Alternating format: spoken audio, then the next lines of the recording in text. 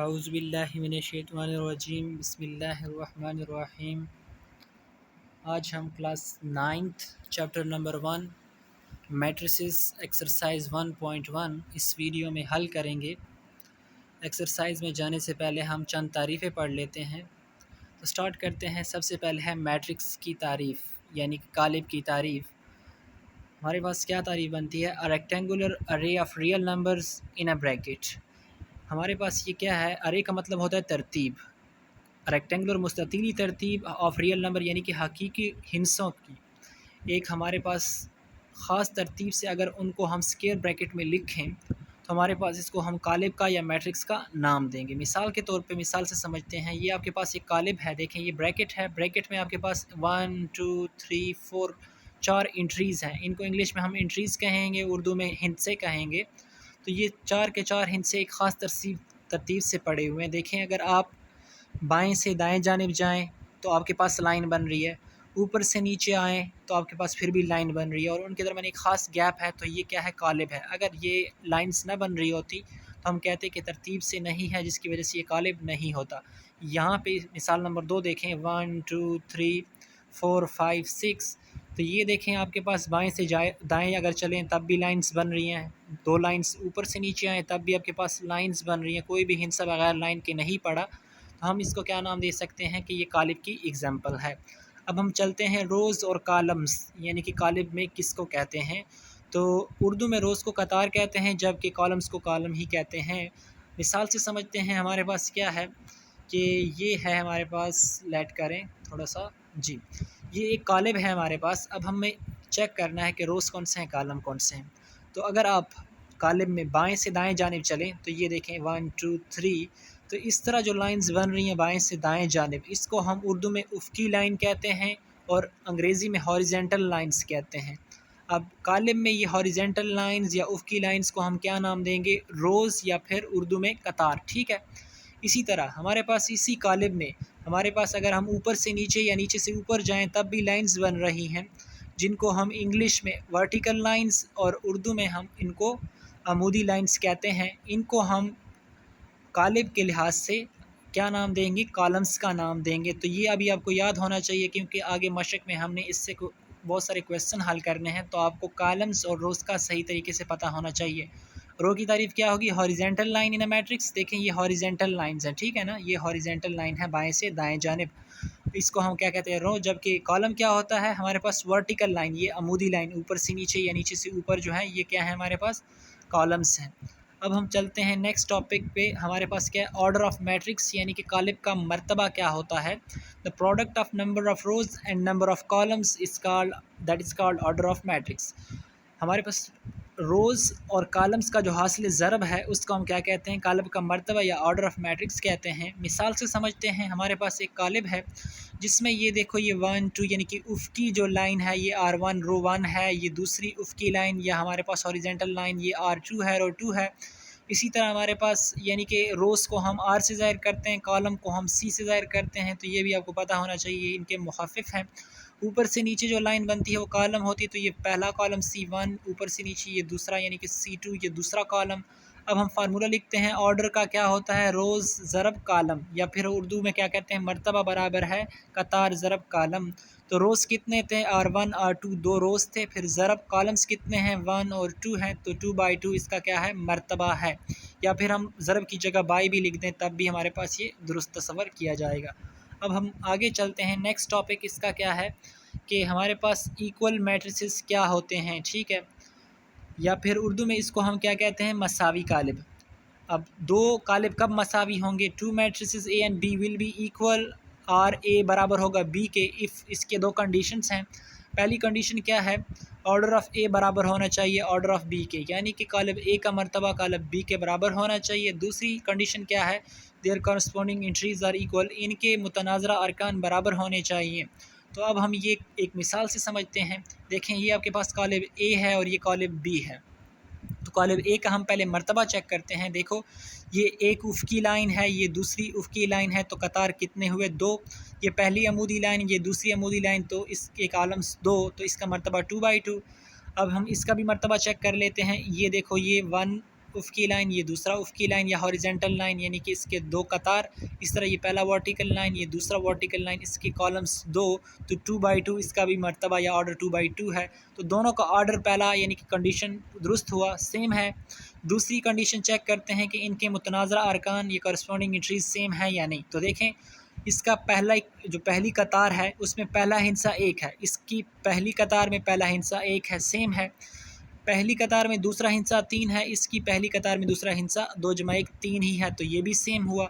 अब दूसरी कतार में आते हैं या दूसरे रो में आते हैं तो उसमें पहला हिस्सा 4 है, इधर भी दूसरी कतार में पहला हिस्सा 4 है, दूसरी कतार में दूसरा हिस्सा 2 है, दूसरी कतार में या दूसरे रो में दूसरा हिस्सा 2 है, तो सारे आपस में बराबर हैं। तो हम कह सकते हैं कि ये क्या है, ए और बी आपस में बराबर हैं। तो अब हम चलते हैं अपनी मशक की तरफ, एक्सरसाइज 1.1 की तरफ। यही चीज़ें जो हमने पढ़ी हैं यहाँ से अब हमने इनको हल करना है, ठीक है। सवाल नंबर 1 है find the order of following matrices. तो हमने क्या करना है, हमें कालिब दिए गए हैं, हमने क्या बताना है, उनका मर्तबा बताना है। तो हमने सीख लिया कि मर्तबा कैसे लेते हैं, लेकिन फिर भी हम मशक सॉल्व करते हैं। देखें इसमें ये पहली उफ़क़ी कतार, ये दूसरी उफ़क़ी लाइन, तो हमारे पास कतार कितने हुए, नंबर ऑफ़ रोज़ कितने हैं, 2। इसी तरह ये पहली अमूदी लाइन और ये दूसरी अमूदी लाइन, नंबर ऑफ़ कॉलम्स भी 2, तो ऑर्डर क्या होगा 2/2 यानी कि कतार बाय कॉलम।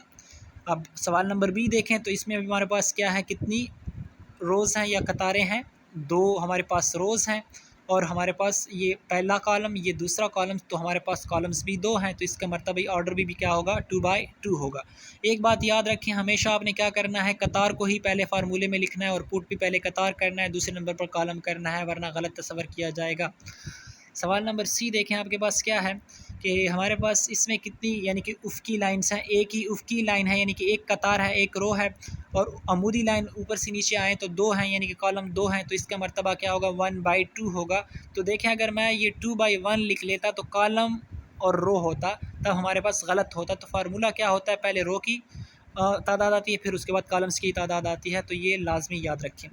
सवाल नंबर डी देखें, आपके पास क्या है, इसमें हमारे पास उफ़क़ी लाइन 1 ये 2 और ये 3 है यानी कि रोज़ 3 है और अमूदी लाइन एक ही है, तो हमारे पास कॉलम 1 है, इसका मर्तबा क्या होगा 3/1 होगा। आप 1/3 नहीं लिख सकते, याद रखें। इसी तरह सवाल नंबर ई देखें, इसमें उफ़क़ी लाइन कितनी है, ये 1 ये 2 और ये 3 यानी कि रोज़ कितने हैं, 3 है, क्योंकि उफ़क़ी लाइन्स क्या होती हैं, रोज़ होती हैं या कतार। अब अमूदी लाइन चेक करते हैं, ये एक अमूदी लाइन ये दूसरी अमूदी लाइन, तो अमूदी लाइन को हम कॉलम कहते हैं, कितनी है 2 है। ऑर्डर क्या होता है, रोज़ ज़रब कॉलम, तो रोज़ 3 थे और कॉलम 2 हैं, तो 3/2 इसका मर्तबा है हमारे पास, और ये हमारे पास या फिर इंग्लिश में ऑर्डर कहते हैं। इसी तरह सवाल नंबर एफ़ देखें, आपके पास इसमें उफ़क़ी लाइन भी एक बन रही है यानी कि एक रोज़ है और अमूदी लाइन भी एक बन रही है, कॉलम भी एक है, तो इसका मर्तबा क्या है 1/1 है। सवाल नंबर जी देखें, इसमें उफ़क़ी लाइन ये पहली ये दूसरी और ये तीसरी 3 है, तो रोज़ 3 है, कॉलम चेक करें, ये पहली ये दूसरा कॉलम और ये तीसरा कॉलम, तो कॉलम भी 3 है, इसका मर्तबा या ऑर्डर क्या होगा 3/3 होगा।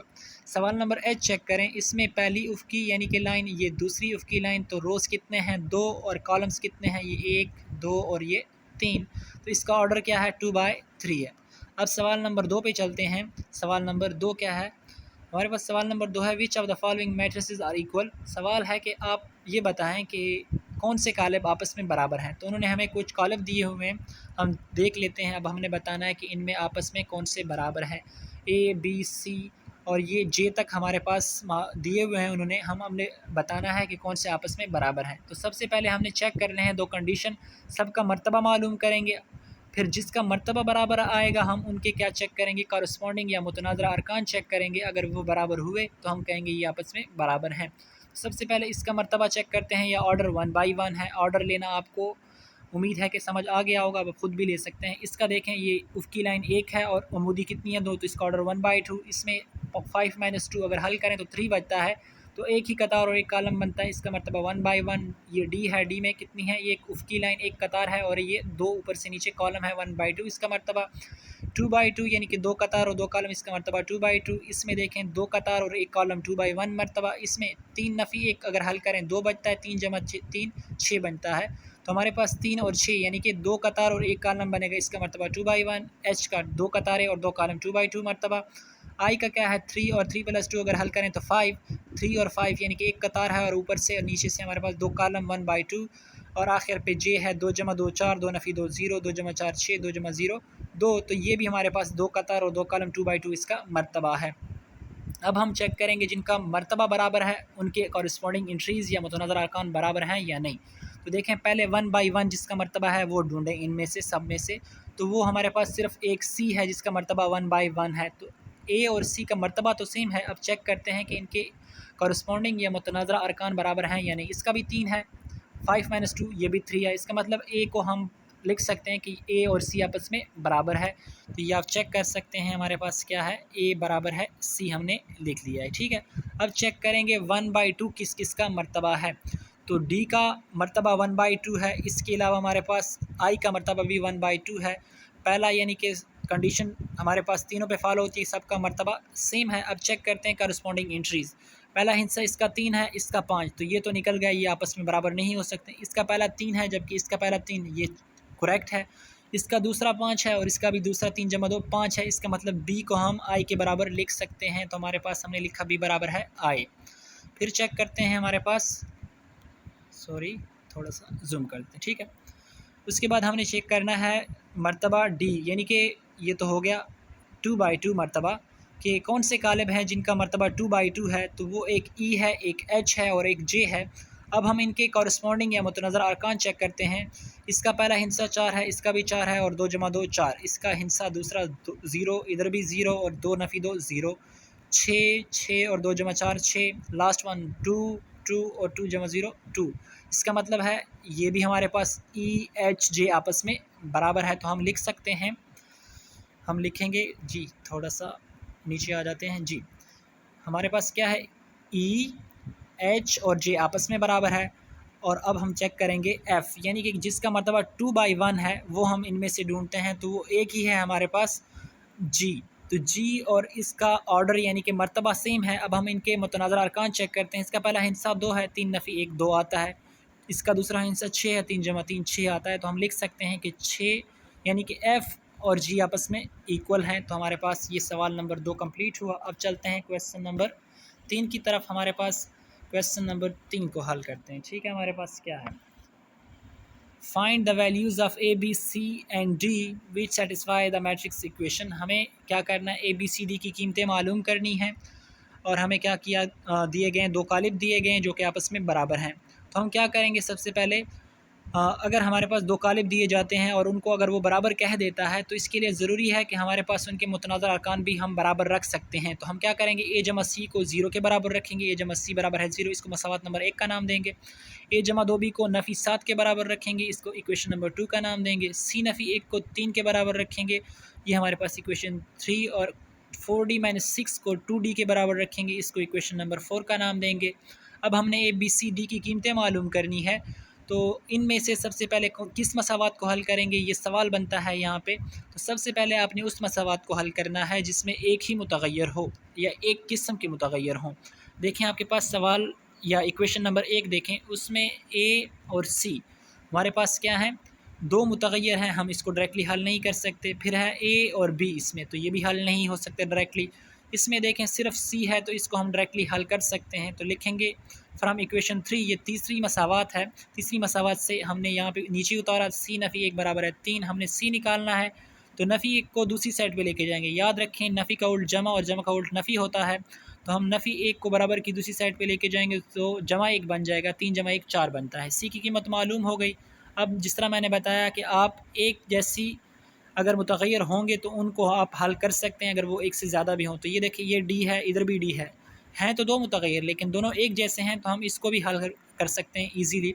फ्राम इक्वेशन 4 या मसावात 4 से 4D - 6 बराबर है 2D, हमने वही मसावात नीचे उतार दी। अब 4D इधर ही और ये 2D को हम दूसरी साइड पे लेके आएंगे तो हमारे पास 4D नफ़ी 2D बन जाएगा। देखें इस साइड पे जमा था, दूसरी साइड पे आके नफ़ी का हो गया, नफ़ी 6 दूसरी साइड पे जाके जमा का हो जाएगा।